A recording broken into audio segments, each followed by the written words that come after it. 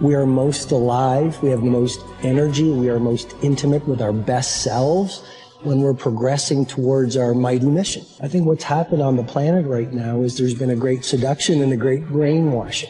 When we are kids, we want to be astronauts. We want to do all our dreams. And we're full of curiosity, and we're loving. And we're passionate, and we're strong. We're not afraid to be ourselves. But as we leave the perfection of childhood, the hypnosis and the brainwashing begin. Be reasonable. So that's our nature, but our parents give us limitation based on their limited psychology. And don't sing too loudly, don't dream too big, don't be too passionate. As we've left who we truly are, we've contracted. And now it's all about staying safe in the world versus going out there and letting our brilliant, our primal genius shine. And a lot of people just have stuffed that pain of disappointment and their doubt really deep inside, and they just are addicted to distraction and escapes because they don't want to deal with their potential that they've denied. What's the most important key to success? I think it's hunger. It's not getting satisfied. A hunger that doesn't go, a hunger to learn, a hunger to grow, a hunger to serve, a hunger to give, a hunger to create breakthroughs. Most people are hungry until they make a certain amount of money and then they get comfortable. And there's nothing wrong with that, but it's not about the money. It's not about the business. It's about your growth. Because every one of us either grows or dies. People ask me all the time, what does it take to be happy? I say one word, progress. Progress equals happiness, because achieving a goal feels good for how long? A week, a month, 3 months, and then there needs to be something else. And the reason for something else is that you gotta grow. I want to find more. All I can. And in that sack of you have to dive in that to find more. Because if you're not willing to go in there and face yourself, I can find anything. You can live right here on surface, man, right here on surface. So if there is an ending to this world and there is somewhere to go and there's a judgment, you're going to get there and you might see a chart. And that chart might tell you who you should have been. And now you get the rest of your life to think about that. Now I could have lived a much better life. I just would have just suffered a little bit more. Success is not going to show up at your front door and knock on it and say, here I am. It's not coming to look for you. In fact, success is not thinking about you. Success is already doing its job. You got to be willing to do your job. Each and every day that you are breathing in this world, each and every day that you are doing something in this world, you should be focusing on getting better, not worse. You should be understanding that, hey, I can't be this same person on a day in, day out type of way. I got to keep focusing and going further and going harder and going stronger and pushing myself till there's nothing else left to push forward. So now's the time for you to hit the gym of your life and start exercising your self-discipline muscle. No more talk, no more excuses. From this moment forward, it's all about massive execution. Will there be days that you don't feel like it? Yes. Will there be days that you want to stop? Yes. Will there be days that you want to give up? Yes. Will there be days that you want to quit? Yes. Listen to me. Quitting is never an option. We've all bought into a lie.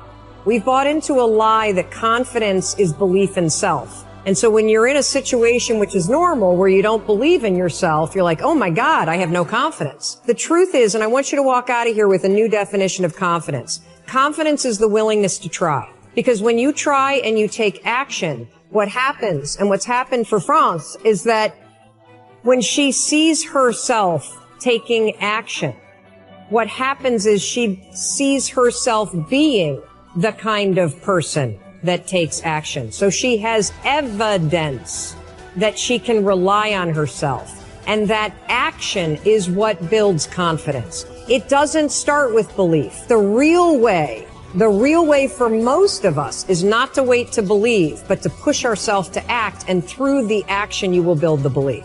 We're built to walk uphill. And when you reach the pinnacle of the hill, you want to stop and appreciate the vision, but the next thing you want is a higher hill in the distance, because it's the uphill climb that it's from the uphill climb that we derive our value, and I mean this technically. So almost all the positive emotion we feel, especially the emotion that fills us with enthusiasm, and that's to be filled with the Spirit of God, by the way, because that's what enthusiasm means. That's experienced in relationship to a goal.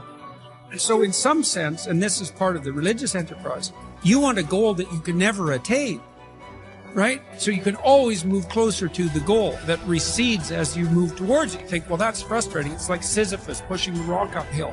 But it's not, because as you pursue that goal, you put yourself together and your life does get better and richer and more abundant. And that's why the highest levels of virtue and goal are in some sense transcendent.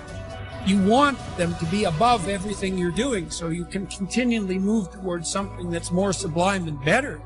That's what you are. You're here to live, not to sleep. I didn't study, I didn't study a book. I literally put myself in a fire repeatedly like a sword. You put a sword in the fire repeatedly and repeatedly. If you keep on doing that, you're going to get a nice sword. And then you keep on beating. You got to beat the shit out of it. And that's what I am. Yeah. I became that. I said, okay, we can't quit. We got to figure out why you are this. Why are you this, man? What is wrong with you? What's going on here? So I kept on putting the sword back in the daggone fire, and I just beat it harder. And I beat it harder. Before I knew it, I started realizing, all right, man, your brain is starting to get hard. The brain is starting to get hard. I'm no longer a theorist. I'm now a practitioner. I put it in hell. I dissected it while it's in hell, because you can't dissect anything in a normal environment. You can't dissect anything in 72-degree weather. You must put it in the freezer and freeze the f out of it. And then you dissect it. Dissect it when it's miserable. Dissect the brain when all it's thinking about is, I need to get out of here, man. I want to get out of the freezer. Open the door. And you said, nah, 5 more seconds, man. 5 more seconds in the freezer. And that's when you start to pick that brain apart. And that's what all this stuff did to me. I kept on putting myself back into the freezer or the fire and beating the out of myself, mentally and physically. Before I knew it, this is what happened. Ralph Waldo Emerson believed that anyone who had put their heart and soul into their work and had done their very best could hold their head up high. Merely talking about it or only putting in a modicum of effort wasn't good enough in his mind. It was all or nothing. He believed that doing your best was an admirable quality, and that although you might not always be successful, knowing that you had done all you could was often all that mattered. At least you could look yourself in the eye. This ethos is central to many youth movements, such as the Scouts and Guides, and is a great philosophy for life in general. Indeed, doing your absolute best in everything you do is something that we should all aspire to, and it doesn't matter if it's at school, university, work, or home. If you think about it, doing your best is also central to self-reliance, because it allows you not only to test your capabilities, but also helps you to learn and therefore extend them. It's only when you are at the edge of your ability that you can really test your mettle and see just how much you can depend on yourself. Only ever working inside your comfort zone or doing just enough to get by may be easy, but it's rarely rewarding. And it never allows you to develop into a fully rounded person or realize your full potential. The following quote from Theodore Roosevelt sums up the essence of Emerson's point. It is not the critic who counts, nor the man who points out how the strong man stumbled, or where the doer of deeds could have done better. The credit belongs to the man who is actually in the arena, whose face is marred by dust and sweat and blood, who strives valiantly, who errs and comes up short again and again, who knows the great enthusiasms, the great devotions, and spends himself in a worthy cause, who at the best knows in the end triumph of high achievement, and who, at worst, if he fails while daring greatly, so that his place shall never be with those cold and timid souls, who know neither defeat or victory. When you are working on your next task, give it your full concentration and really put the effort in to produce the best possible end result.